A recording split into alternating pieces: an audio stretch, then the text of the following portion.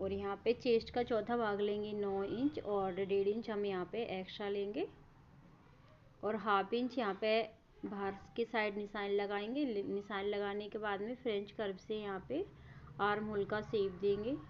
अच्छे से शेप देना है यहाँ पे। इसके बाद में फिर हमें चेक करना है हमारा आर्म होल जितना है उतना आ रहा है कि नहीं। हमें यहाँ पर आना चाहिए 8.25 इंच। तो ये देखिए हमारा बिल्कुल 8.25 इंच, थोड़ा एक लाइन ज़्यादा ही आ रहा है तो इतना चलेगा। अब हमें कमर का चौथा भाग लेना है यहाँ पे 8 इंच और 1 इंच एक्स्ट्रा लेना है और 1.5 इंच हम यहाँ पे मार्जिन रखेंगे। 1 इंच एक्स्ट्रा हमने डार्ट के लिए लिया है, जो बैक पार्ट में डार्ट डालते हैं उसके लिए लिया था। अब हम गले के लिए निशान लगाएंगे तो शोल्डर पट्टी रखना है हमें 3 इंच, बाकी का जो बचेगा वो गला रहेगा पूरा।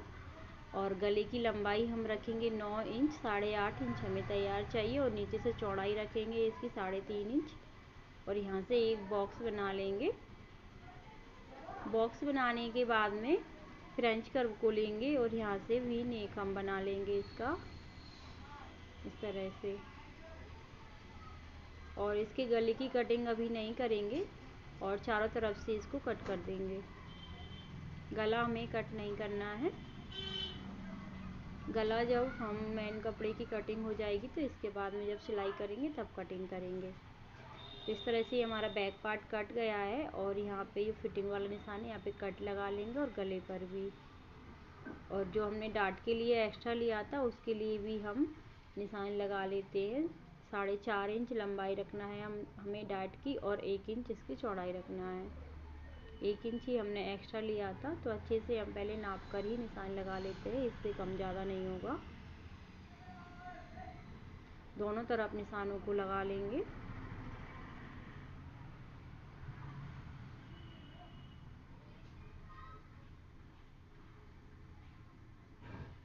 ये देखिए तो बैक पार्ट हमारा कट गया है। अब हम फ्रंट पार्ट की कटिंग करेंगे। तो यहाँ से इतना हमें एक्स्ट्रा लेना है पेपर को, फिर हम 1 इंच पर लाइन खींचेंगे। 1 इंच हमें बढ़ाना है यहाँ पे और फिर हम बैक पार्ट को रखेंगे। पहले हम हाई हुक की पट्टी में जितना दबेगा उतना निशान लगा लेंगे। हाफ इंच जितना हम निशान लगाएंगे इतना ही हमारा हाई हुक की पट्टी में दबने में जाएगा। अब बैक पार्ट को इस तरह से रखेंगे। रखने के बाद में यहाँ से हमारी फिटिंग है, यहाँ से हमें निशान लगाना है इस तरह से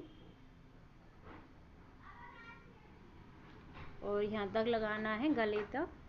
और जो हमने कट लगाए हैं उनको भी हमें अच्छे से मार्क कर लेना है कि इससे हमें पता चलेगा ये हमारा फिटिंग वाला निशान है। और फिर यहाँ से आर्म होल को हम सीधा करेंगे। सीधा करने के बाद में फ्रेंच कर्व से इसका आर्म होल का शेप देंगे। हाफ इंच गहराई देना है हमें आर्म होल में। अब हम गले के लिए निशान लगाएंगे तो गले की लंबाई हमें 8.5 इंच रखना है। तो हम यहाँ पे 9 इंच पर निशान लगाएंगे और नीचे से चौड़ाई रखेंगे इसकी 3.25 इंच। आप चौड़ाई अपने हिसाब से रख सकते हैं। और फिर एक बॉक्स बनाएंगे। बॉक्स बनाने के बाद में ये आगे का गला भी हम वी नेक ही बनाने वाले हैं। दोनों तरफ का गला हमारा सेम रहेगा। अब हम डार्ट पॉइंट के लिए निशान लगाएंगे तो हम 9.5 इंच है तो हाफ इंच बढ़ाकर निशान लगा लेंगे 10 इंच पर। और यहाँ से हम 3.5 इंच पर निशान लगाएंगे और हाफ इंच कम करके यहाँ पे निशान लगाएंगे और 2.5 इंच की हम डार्ट डालेंगे। माइनस कर देंगे 2.5 इंच यहाँ से। अब हम कमर का चौथा भाग रखेंगे। पहले हम इसको लाइनों को सीधा कर लेते हैं, दोनों निशानों को मिलाते हुए ऊपर तक लाइन खींचना है। फिर यहाँ से हमें हाफ खींचेंगे और यहाँ से हाफ इंच अंदर के साइड करते हुए एक लाइन और खींचना है और यहाँ से हमें 1 इंच नीचे जाना है और फ्रेंच कर्व को लेंगे और इस तरह से शेप देंगे। अब फ्रेंच कर्व को उल्टा करेंगे इधर से और फिर यहाँ से गोलाई दे देंगे यहाँ पे। अब स्केल से इसको ऊपर आर्म होल तक मिला देंगे। मिलाने के बाद में जो हमारी फुल चेस्ट है उसका चौथा भाग रखेंगे हम यहाँ पे और 1 इंच यहाँ पे लूजिंग देंगे। ये सभी साइज में देना होता है 1 इंच लूजिंग। अब कमर की जो भी हमारी फिटिंग है उसको लेंगे हम। तो पहले इंच टेप किस तरह से रखेंगे, फोल्ड करेंगे, फिर दूसरे वाले निशान पर रख देंगे और फिटिंग वाला निशान जितना आ रहा है उतना रखेंगे 8 इंच पर। तो 8 इंच पर हमने निशान लगा लिया है। अब इन दोनों निशानों को मिलाते हुए ऊपर तक निशान लगाना है, आर्म होल तक। जैसे भी स्केल जाएगी सेम वैसे ही लगाना है, कहीं पे आगे पीछे नहीं करेंगे। ये देखिए इस तरह से निशान लगा लिया। अब यहाँ पे जितना भी गैप आ रहा है, पहले हम 1.5 इंच जो एक्स्ट्रा रहता है उसको ले लेंगे मार्जिन वाला। फिर हम यहाँ पे जो आर्म होल के यहाँ जो हमारा पूरा मतलब बैक पार्ट का जो फिटिंग वाला निशान है उसको चेक करेंगे यहाँ पे कितना गैप आ रहा है। तो यहाँ पे हमें 1 इंच में एक लाइन कम आ रहा है, तो इतना यहाँ पे हम कम कर देंगे। ये देखिए इस तरह से कम करने के बाद में अब हमें क्या करना है, बैक पार्ट को लेंगे हम और फिटिंग वाला जो निशान है उसके बराबर से रखेंगे और यहाँ से सीधा करेंगे।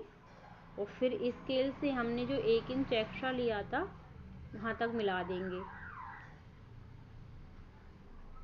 इस तरह से मिलाने के बाद में इसको चेक करेंगे, यहाँ से इस तरह से चेक करेंगे।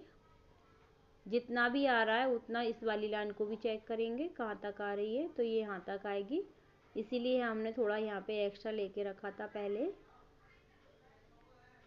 इसके बाद में हम यहाँ से ये लाइन है इसके ऊपर 1/2 इंच ऊपर को जाएंगे, ज़्यादा नहीं थोड़ा सा जाएंगे और इस तरह से तिरछा निशान बना लेंगे। इसके बाद में हमारी ये पूरी मार्किंग हो गई है और अब हम इसकी कर लेंगे कटिंग।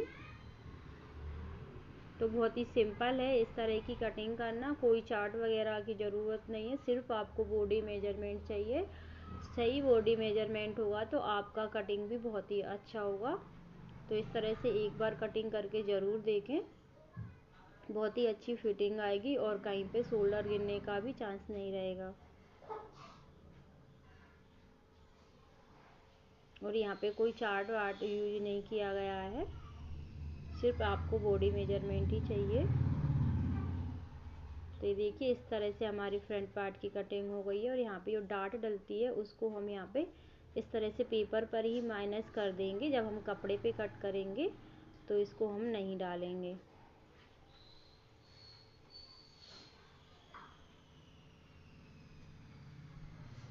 ये देखिए इस तरह से कट गई है।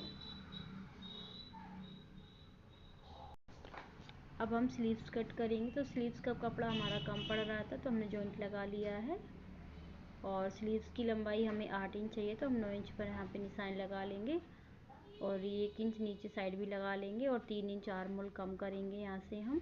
और दोनों निशानों को हम सीधा कर लेंगे इस तरह से। सीधा करने के बाद 1/2 इंच स्केल को अंदर के साइड करेंगे और 3.25 इंच पर निशान लगाएंगे ऊपर से यहाँ तक। और फिर हमारा आर्म होल का हाफ लेंगे यहाँ पे, फिर इसको इस तरह से तिरछा लाइन खींच लेंगे। इसके बाद में फ्रेंच कर्व लेंगे और स्लीव्स का शेप देंगे। यहाँ पे बहुत आसान है स्लीव्स का शेप देना इस तरह से। ये देखिए स्लीव्स के लिए निशान लग गया है। अब हमारी जो मोहरी की फिटिंग है उसके लिए निशान लगाएंगे। तो उसके लिए हम 6 इंच पर निशान लगाएंगे और 1.5 इंच हम एक्स्ट्रा लेंगे। और ये हमारा फिटिंग वाला निशान है और ये मार्जिन रहेगा। और अब इसकी हम कटिंग कर लेंगे।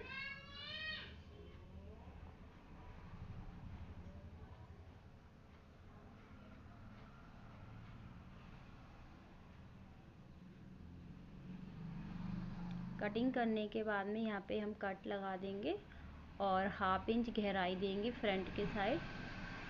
सभी साइड में देना होता है, फ्रंट में 1/2 इंच की गहराई देना होता है, जिससे क्या झोल वगैरह पड़ता है तो वो नहीं पड़ता है। यहाँ पे भी हम कट लगा देंगे जिससे पता चले। और ये हमारा पार्ट है तो इसको हम रख करके अस्तर की कटिंग करेंगे। बैक पार्ट और स्लीव्स तो हमने कट कर ली है मेन अस्तर के ऊपर से, पर इसको नहीं किया था प्रिंसेस कट पार्ट को। तो इसको भी हम इस तरह से मार्किंग करेंगे। मार्किंग करने के बाद में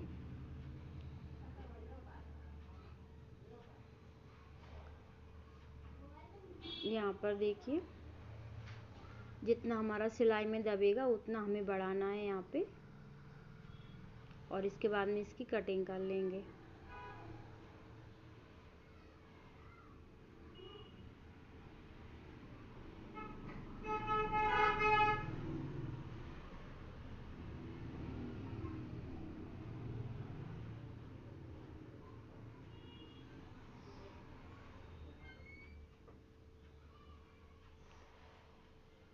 ये देखिए इस तरह से कटिंग हो गई है, और जो हमारा डार्ट जहाँ पर से इकट्ठा होगी वहाँ पे हमें कट लगा लेना है दोनों तरफ। अब इन्हीं सभी पार्टों को रख कर के हमें मेन कपड़े की कटिंग करना है। तो यहाँ पे हमने स्लीव्स रख के कट कर लिए। अब बैक पार्ट को रखेंगे और यहाँ पे फ्रंट पार्ट को रखेंगे। ये प्रिंसेस कट वाला भाग था उसको रख लेंगे यहाँ पे। इस तरह से अच्छे से सेट कर लेंगे। सेट करने के बाद में इसकी कटिंग कर लेंगे, और इस तरह से सभी पार्ट हम कट कर लेंगे। कट करने के बाद में हम इसकी स्टिचिंग करेंगे। तो इस तरह से कटिंग स्टिचिंग आप करेंगे तो आपका ब्लाउज भी बहुत ही अच्छा बनेगा। और एक बार इस तरह से आप कटिंग स्टिचिंग कर देखें और फिटिंग वगैरह आपकी बहुत ही अच्छी आएगी। और कमेंट करके आप ज़रूर बताएं कि जो मैंने तरीका बताया है आपको वो कैसा लगा। ये देखिए तो हमारे सभी पार्ट कट गए हैं, ये देखिए। और मिलते हैं अगली वीडियो, तब तक के लिए हर हर महादेव।